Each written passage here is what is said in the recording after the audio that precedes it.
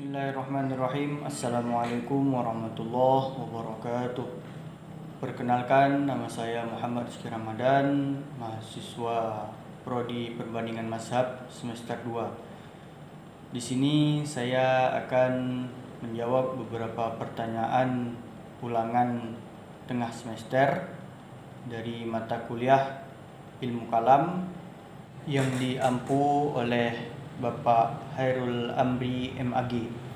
Baiklah, langsung saja kita masuk pada pertanyaan yang pertama, yaitu jelaskan sejarah munculnya firqah-firqah kalam dalam Islam.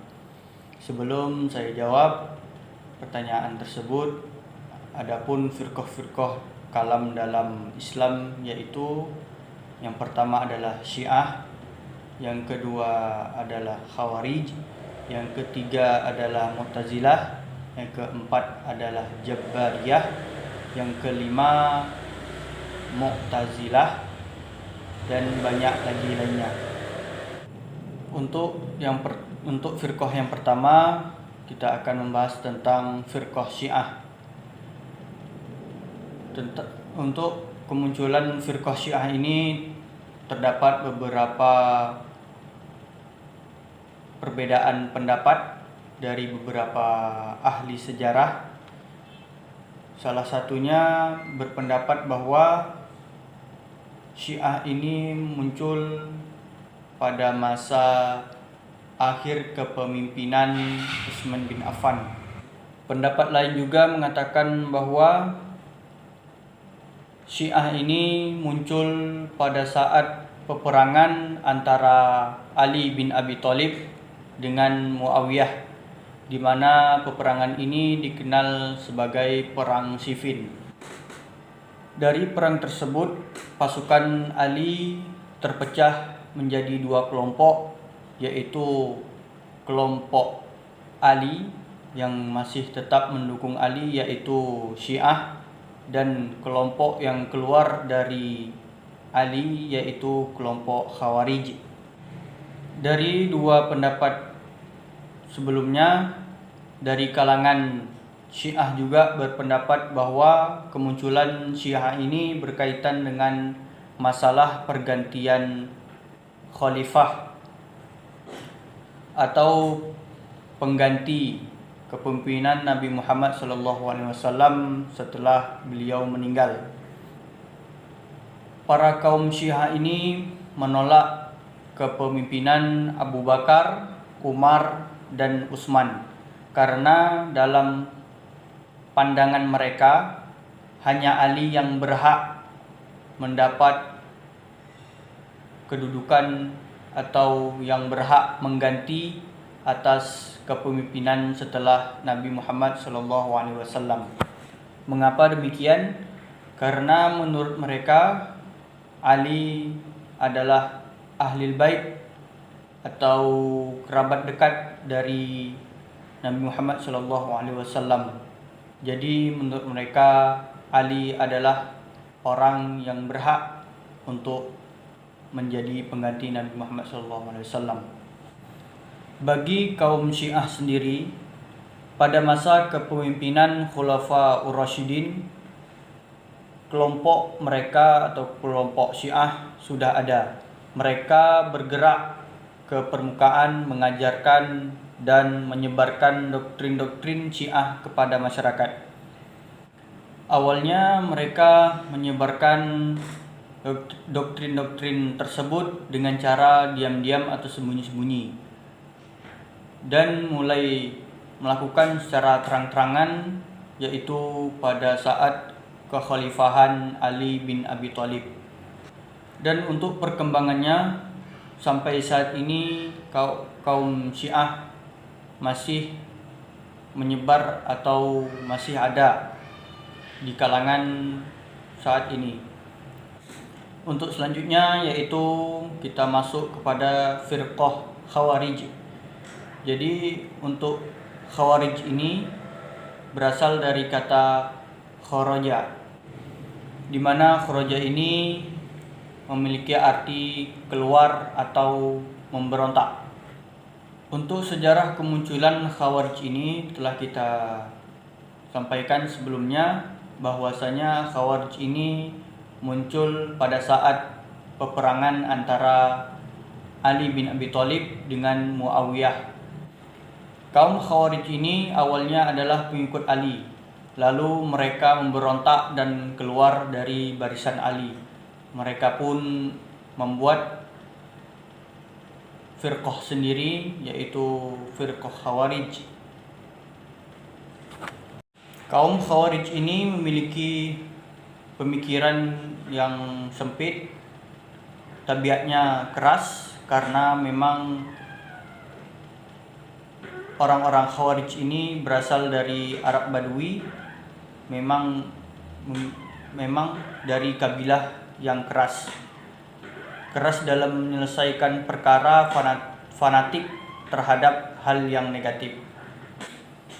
Kita lanjut dengan firqah selanjutnya, yaitu firqah Murji'ah.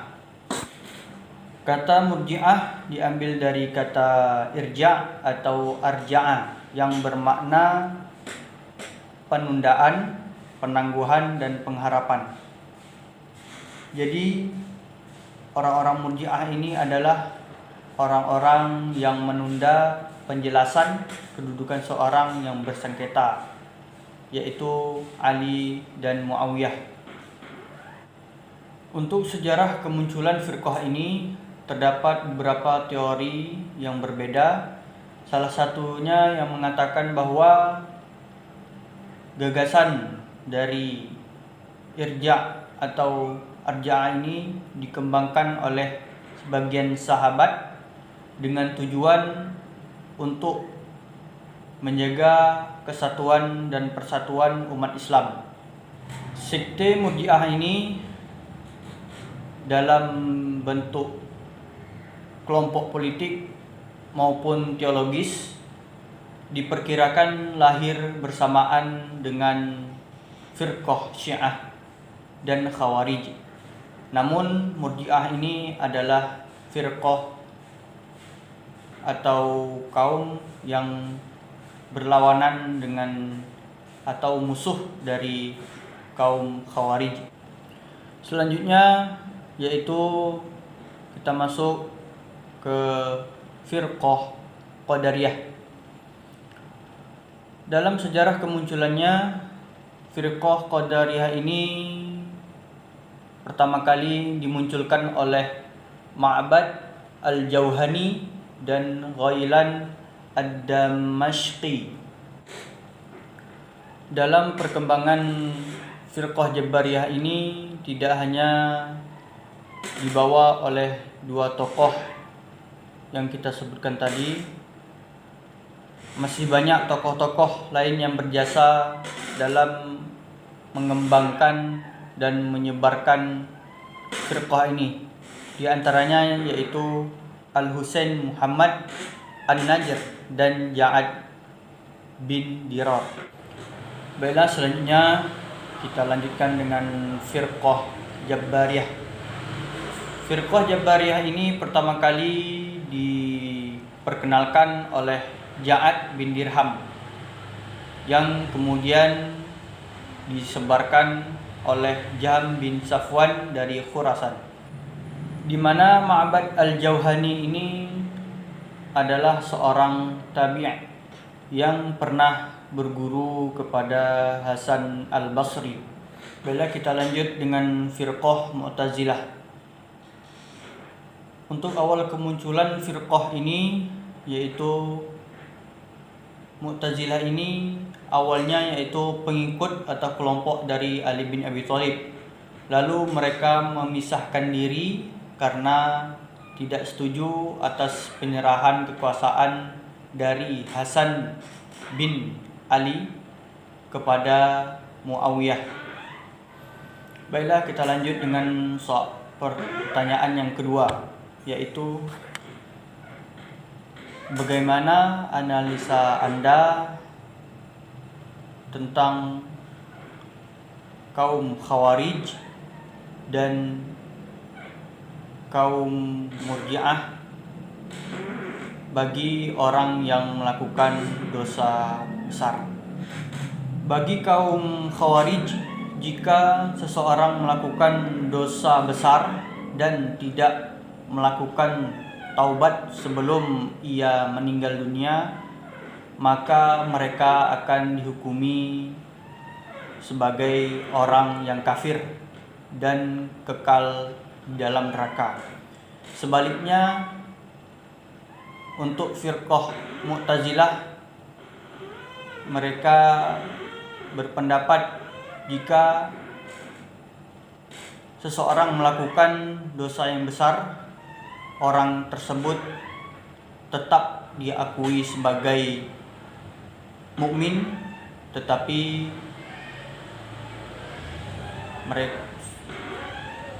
mereka dianggap sebagai orang yang munafik atau fasik.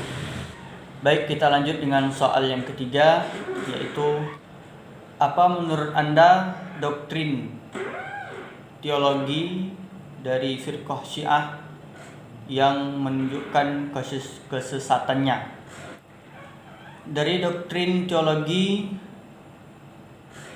firqah Syiah ini banyak sekali yang menunjukkan kesesatan. Yang pertama yaitu nikah mut'ah, atau yang sering kita dengar yaitu nikah kontrak. Yang kedua yaitu menyiksa atau menzolimi diri sendiri pada saat hari Asyura. Yaitu yang ketiga, mempunyai 3 syahadat. Yang syahadat ketiga ini dia atas namakan wali Allah. Mereka menambah-nambah syahadat. Sedangkan ahli sunnah wal jamaah memiliki 2 kalimat syahadat, syahadat kepada Allah dan syahadat kepada Rasulullah. Mereka menambah syahadat dengan bersyahadat kepada wali Allah. Kita lanjut ke pertanyaan keempat.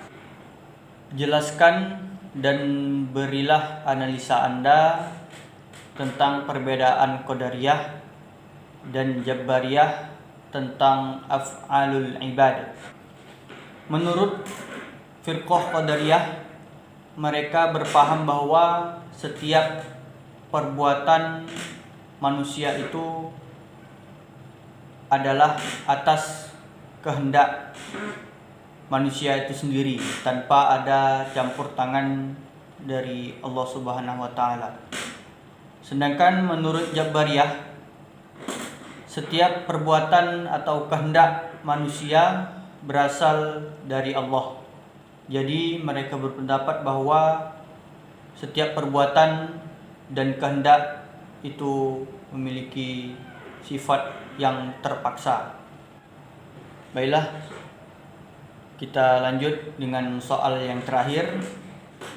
Jelaskanlah doktrin Mu'tazilah, yaitu usul al-khamsah, dan berikan analisa ringkas. Usul al-khamsah atau 5 dasar doktrin Mu'tazilah, yaitu yang pertama at-tauhid, yaitu keesaan Allah, di mana doktrin ini orang-orang Mu'tazilah menaf'ilkan beberapa sifat Allah dan menaf'ilkan melihat Allah pada saat hari kiamat kelak. Yang kedua yaitu al-adl, yaitu keadilan Allah, di mana Mu'tazilah berpendapat bahwa Allah tidak menciptakan perbuatan makhluk. Jadi makhluk itu berbuat atau berkehendak atas kemauan dirinya sendiri tanpa ada campur tangan dari Allah Subhanahu wa taala. Yang ketiga yaitu al-wa'du wal wa'id. Al-wa'du yaitu janji Allah untuk manusia yang berbuat baik, sedangkan al-wa'id adalah ancaman Allah untuk manusia yang senantiasa melakukan kejahatan.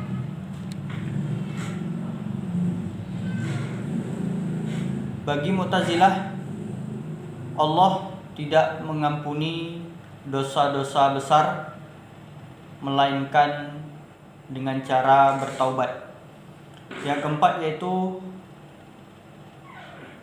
al-manzilah baini al-manzilatain,